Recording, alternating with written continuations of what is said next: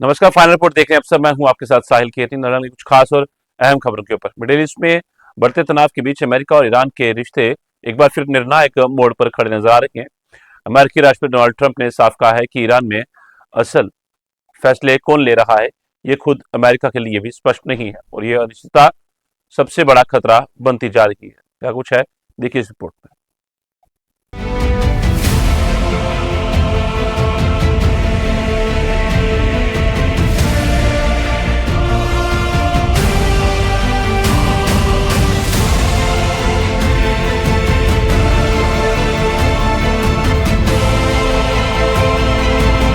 Middle east में बढ़ता तनाव और वैश्विक संकट में बदलता नजर आ रहा है।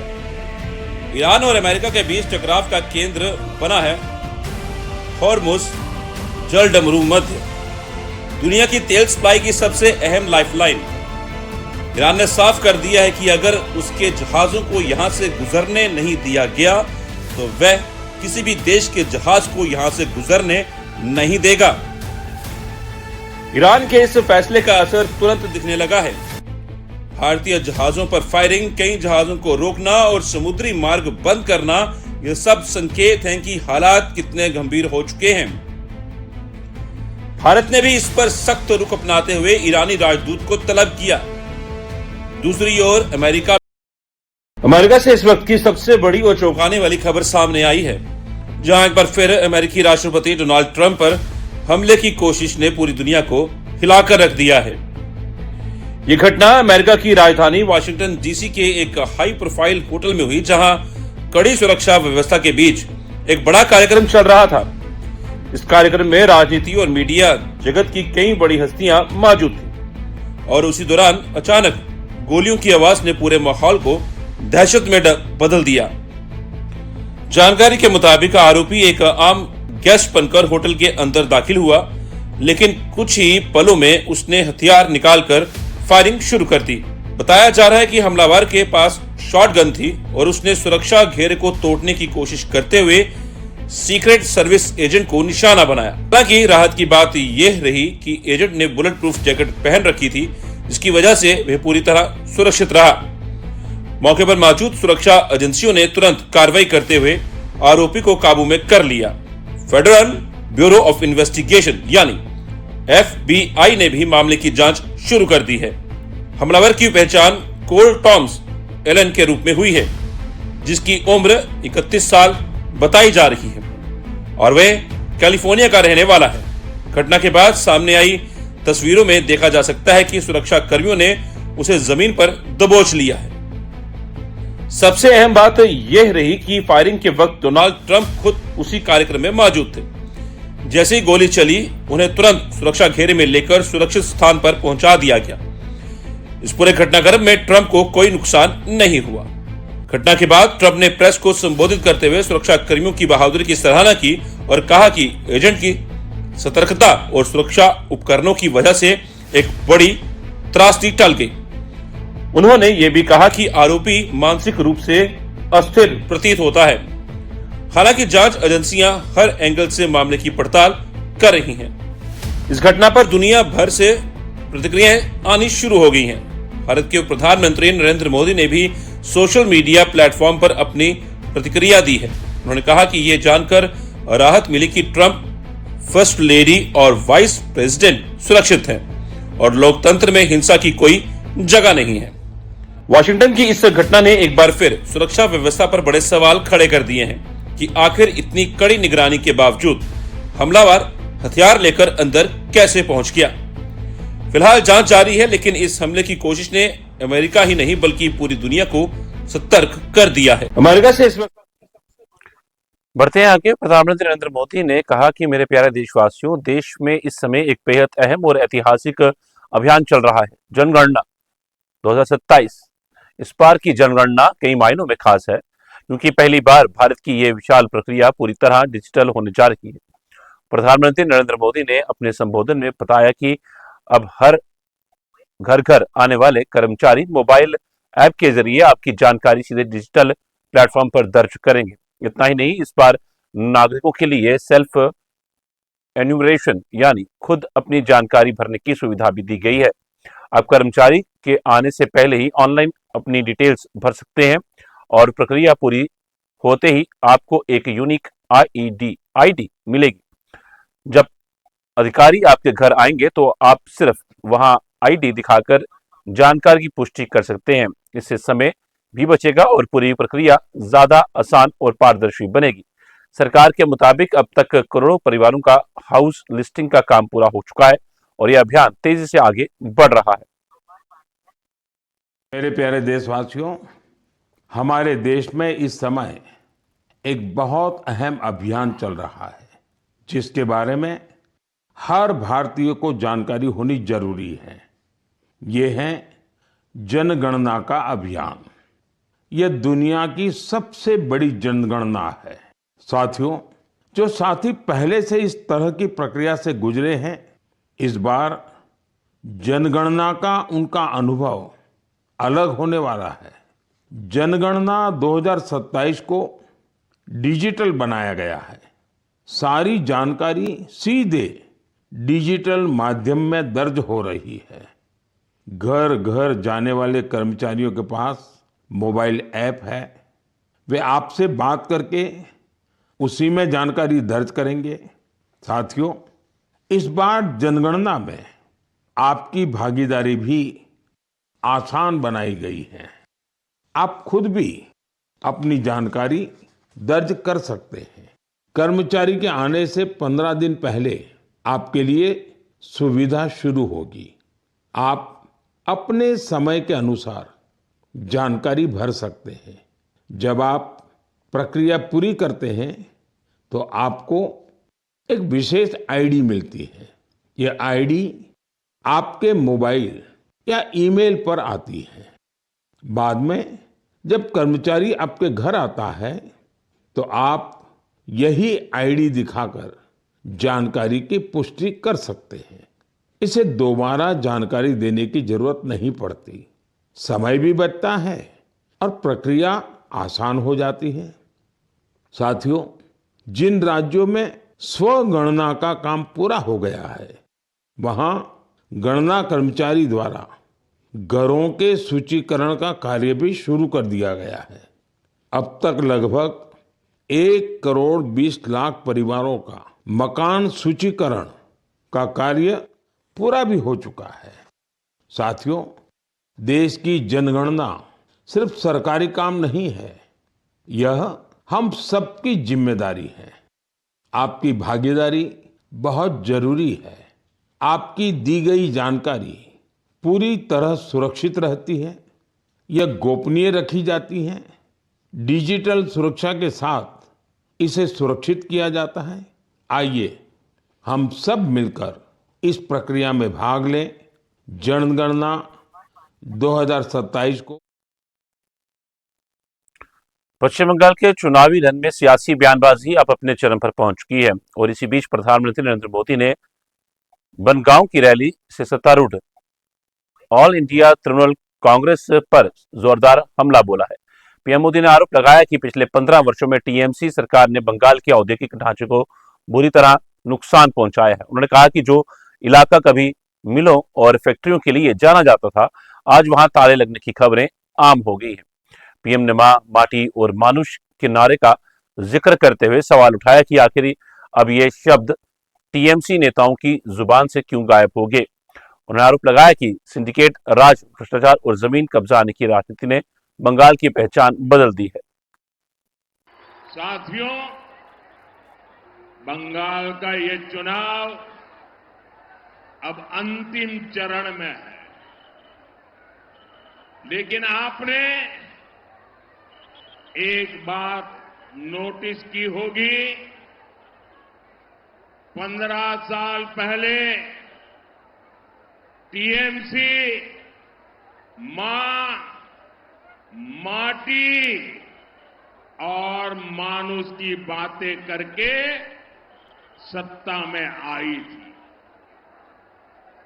लेकिन अब इनके मुंह से मां, माटी और मानुष ये शब्द तक नहीं निकलते। आखिर क्यों? क्या कारण है?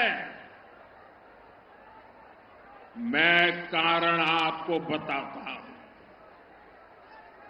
साथियों, ये टीएमसी वाले अगर माटी और मानुष की याद दिलाएंगे तो इनके पाप सामने आ जाएंगे।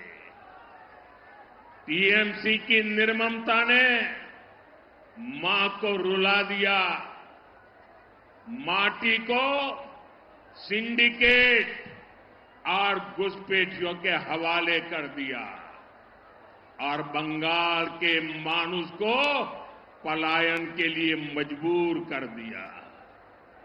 साथियों, टीएमसी के महाजंगल राज में छोटे से छोटा नेता, छोटे से छोटा गुंडा भी खुद को सरकार समझता है। 24 परगना, हुगली नदी के इर्द गिर्द का इलाका, ये कभी मिलों और फैक्ट्रियों का इलाका हुआ करता था, लेकिन आज मिलों पर ताले लगने के नोटिस की ही खबरें आती है। अंग्रेजों के जमाने से चले आ रहे कारखाने भी बंद हो रहे हैं। बोनगांव से बैरकपुर तक अनेक जूट मिले, अनेक फैक्ट्रियां 15 साल में बंद हुई है। सिर्फ एक ही फैक्ट्री, एक ही दुकान फली फूली है और ये दुकान है सिंडिकेट की कटमनी और कमीशन खोरी। मिलों की जमीन। पश्चिम बंगाल के चुनावी रण में सियासत अब अपने चरम पर पहुंच चुकी है और इसी बीच केंद्रीय गृह मंत्री अमित शाह 26 अप्रैल 2026 को नदिया के तेहट्टा में एक बड़ी जनसभा को संबोधित करते हुए सियासी माहौल को और गर्मा दिया। इस रैली में अमित शाह ने सत्तारूढ़ टीएमसी पर तीखा हमला बोला और राज्य में परिवर्तन की जरूरत पर जोर दिया। उन्होंने घुसपैठ, सिंडिकेट और राज, कानून व्यवस्था और किसानों की समस्याओं जैसे मुद्दों को उठाते हुए कहा कि बंगाल में उद्योग बंद हो रहे हैं और युवाओं को रोजगार के लिए पलायन करना पड़ रहा है। क्यों भाई? तेहट्टा वालों की आवाज को क्या हो गया है?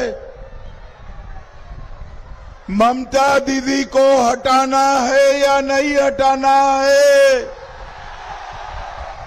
घुसपैठिया मुक्त बंगाल बनाना है या नहीं बनाना है? माताओं बहनों को सुरक्षित करना है या नहीं करना है?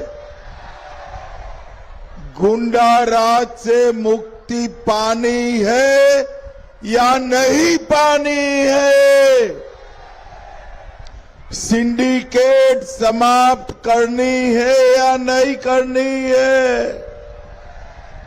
तो ऐसी आवाज नहीं चलेगी। मेरे साथ दोनों हाथ उठाइए, जरा उठाइए दोनों हाथ।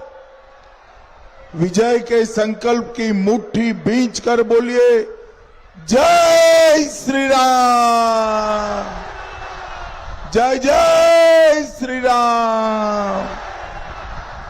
मंच पर उपस्थित डॉक्टर अभिलाष पांडे जी, हमारे जबलपुर के विधायक रामप्रसाद दास जी, शंकरब सरकार जी, अर्जुन कुमार विश्वास जी, सोमेन मंडल जी, बहन सीमा बाला जी, श्रीमती सप्तर्षि चक्रवर्ती जी, उत्पल घोष जी, श्रीमती आराधना जी, श्री कार्तिक सरकार जी, यादव विश्वास जी, मधुमय विश्वास जी, सौमित्र घोषाल जी, मंटू रंजन विश्वास जी, और आज जिनको जिताने के लिए मैं आया हूं, तेहट्टा के हमारे उम्मीदवार सुब्रत कबीरा जी। आगे आइए, आगे आओ यार, जोर से ताली बजाओ सुब्रत जी के लिए जरा। और करीमपुर के हमारे उम्मीदवार समरेंद्र नाथ घोष जी के लिए भी ताली बजाओ जरा। और आज के कार्यक्रम में आए हुए प्यारे भाइयों, बहनों, माताओं और मेरे जिगर के टुकड़े जैसे युवा मित्रों, आप सभी को मेरा राम राम। भाइयों बहनों, सबसे पहले तेहट्टा की इस पुण्य मिडिल ईस्ट में तेजी से बदलते हालात के बीच भारत की कूटनीति एक बार फिर एक्टिव मोड में नजर आ रही है और इसी कड़ी में राष्ट्रीय सुरक्षा सलाहकार अजीत डोभाल का अचानक अबुधाबी दौरा बेहद अहम माना जा रहा है। इस दौरे के दौरान डोभाल ने यूएई के राष्ट्रपति मोहम्मद बिन जायद अल नहयान से मुलाकात की, जहां दोनों नेताओं के बीच सुरक्षा, ऊर्जा और क्षेत्रीय स्थिरता जैसे महत्वपूर्ण मुद्दों पर विस्तार से चर्चा हुई। यह मुलाकात ऐसे समय में हुई है जब अमेरिका, इजराइल और ईरान के बीच बढ़ते तनाव ने पूरे वेस्ट एशिया को अस्थिर कर दिया है और इसका सीधा असर भारत के आर्थिक और रणनीतिक हितों पर भी पड़ सकता है। खासतौर पर ऊर्जा सप्लाई और समुद्री मार्ग की सुरक्षा भारत के लिए सबसे बड़ी चिंता का बनकर उभरी है।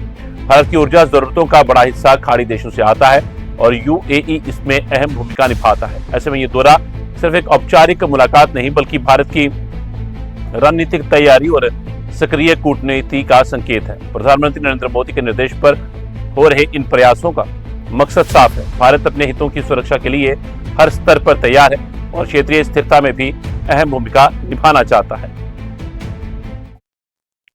उत्तर भारत में भीषण गर्मी से जूझ रहे लोगों के लिए अब राहत की खबर सामने आ रही है। मौसम वैज्ञानिकों के मुताबिक back to back western disturbance यानी पश्चिमी विक्षोभ अब एक्टिव होने जा रहे हैं, जो आने वाले दिनों में हीट वेव को तोड़ सकते हैं। इंडियन मेट्रोलॉजिकल डिपार्टमेंट के अनुसार 27 अप्रैल की शाम से ही मौसम में बदलाव के संकेत मिल सकते हैं। वहीं 28 से 30 अप्रैल के बीच धूल भरी आंधी, गरज चमक और हल्की से मध्यम बारिश की संभावना जताई गई है। दरअसल वेस्ट डिस्टर्बेंस भूमध्य सागर क्षेत्र से आने वाले एक मौसम तंत्र होता है जो नमी और अस्थिरता लेकर भारत पहुंचता है और गर्मी के इस दौर में राहत देने का काम करता है। पिछले कई दिनों से दिल्ली, पंजाब, हरियाणा और राजस्थान में तापमान 40 से 42 डिग्री के पार पहुंच चुका है, लेकिन अब अनुमान है कि 29 अप्रैल के बाद तापमान में गिरावट शुरू हो सकती है। हालांकि मौसम विभाग ने चेतावनी भी दी है कि तेज हवाओं और धूल भरी आंधी के कारण विजिबिलिटी कम हो सकती है और कुछ इलाकों में स्थानीय स्तर पर नुकसान भी हो सकता है। फिलहाल तपती गर्मी के बीच ये मौसम बदलाव उत्तर भारत के लिए राहत की बड़ी उम्मीद बनकर सामने आया।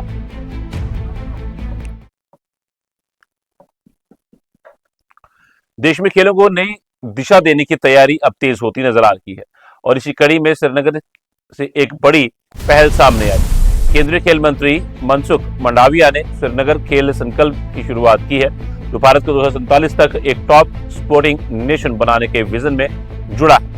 डल झील के किनारे आयोजित 2 दिवसीय चिंतन शिविर में देश के 22 राज्यों के खेल मंत्री, वरिष्ठ अधिकारी, खिलाड़ी और खेल उद्योग से जुड़े प्रतिनिधि शामिल हुए। इस दौरान 7 अलग अलग सत्रों में खेलों के विकास, इंफ्रास्ट्रक्चर, टैलेंट पहचान और अंतर्राष्ट्रीय स्तर पर भारत की स्थिति मजबूत करने पर विस्तार से चर्चा हुई। मंत्री ने इस बैठक को विचारों का कुंभ बताते हुए कहा कि ये सिर्फ एक मीटिंग नहीं बल्कि देश के खेल भविष्य की रूपरेखा तय करने का मंच है। खास बात यह है कि ये पहल ऐसे समय में हो रही है जब भारत 2047 यानी आजादी के 100 साल तक खेलों में वैश्विक ताकत बनने का लक्ष्य तय कर चुका है। अब सवाल यही है कि ये खेल संकल्प भारत को ओलंपिक और विश्व मंच पर नई पहचान दिला पाएगा? इसका जवाब आने वाले वर्षों में देखने को मिलेगा। जम्मू से एक संवेदनशील और सामाजिक संदेश देने वाली बड़ी खबर सामने आई, जहां नमन दिवस के मौके पर अंगदान करने वाले मतदाताओं को, उनके परिवारों को सम्मानित किया गया। इस कार्यक्रम में जम्मू कश्मीर के उपराज्यपाल मनोज सिन्हा ने हिस्सा लिया और समाज को एक अहम संदेश दिया।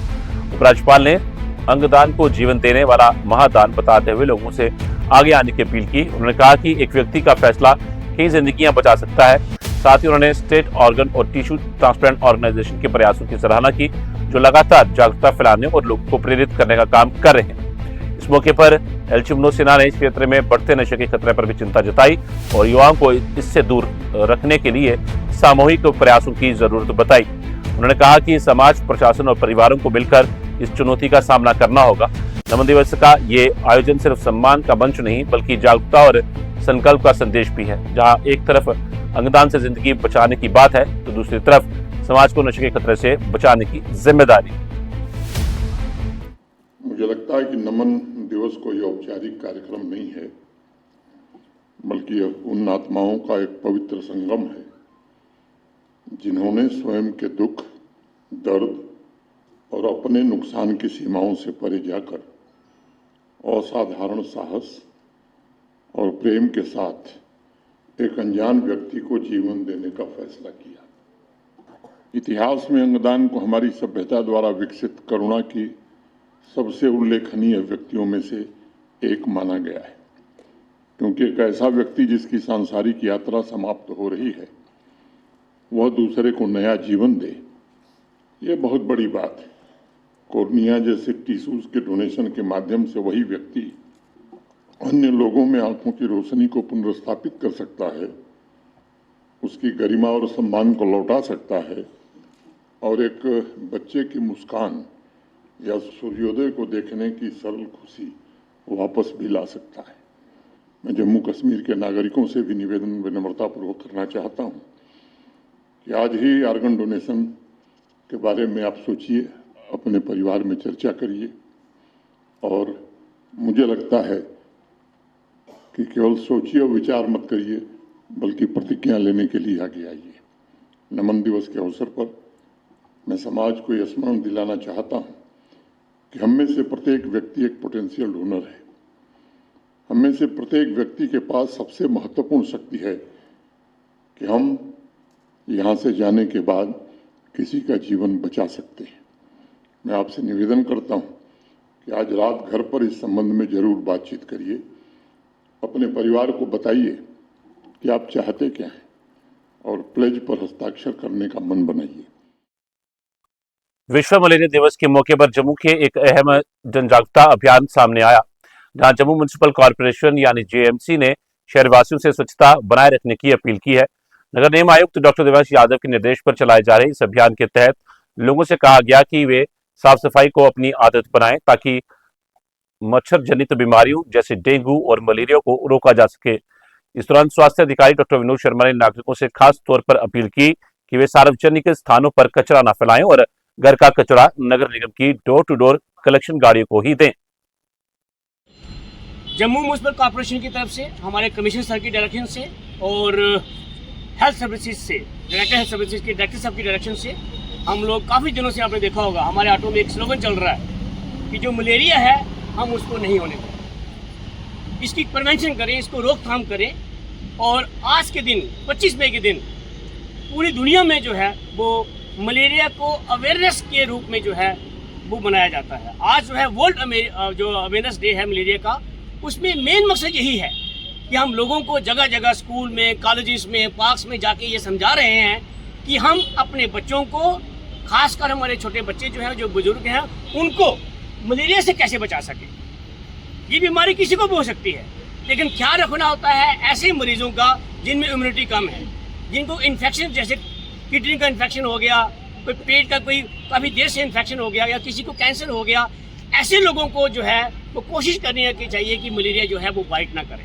कपड़े आपने देखा होगा पूरे पहनने चाहिए, हमारे खासकर बच्चों को पूरे कपड़े पहनाओ, है ना। जाली का इस्तेमाल करो, घर में पूरी।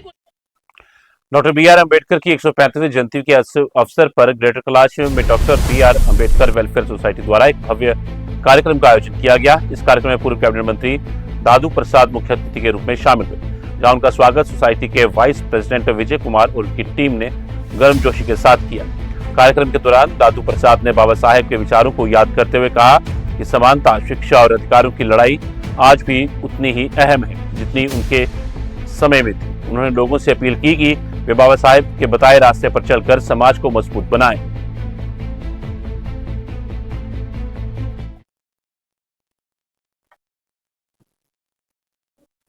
जम्मू में आज इतिहास और विरासत को याद करते हुए एक भावपूर्ण कार्यक्रम आयोजित किया गया, जहां युवा राजपूत सभा ने जम्मू कश्मीर के अंतिम डोगरा शासक महाराजा हरि सिंह की पुण्यतिथि पर उन्हें श्रद्धांजलि अर्पित की। तभी ब्रिज पर महाराजा हरि सिंह की प्रतिमा पर सभा के सदस्यों और समर्थकों ने पुष्प अर्पित किए और उनके योगदान को याद किया। इस मौके पर वक्ताओं ने कहा कि महाराजा हरि सिंह का जम्मू कश्मीर के इतिहास में विशेष स्थान है और उनके फैसलों ने राज्य की दिशा तय करने में महत्वपूर्ण भूमिका निभाई।